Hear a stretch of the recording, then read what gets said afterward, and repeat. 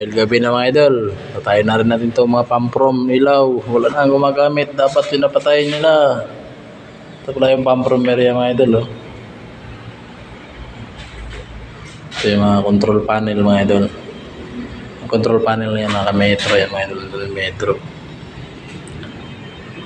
Kailangan natin patayin ito kasi sayang yung kurente. Kawawa yung boss nila mga idol, yung nagbabayad.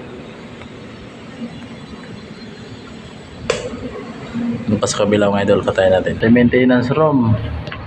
Maintenance room. Dapat pinapatayin lang ng ilaw pa rin mga idol kasi sayang din yung kurente.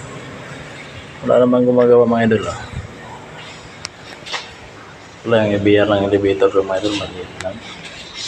Ito maintenance room nila ito mga idol. Yung motor ng fire pump.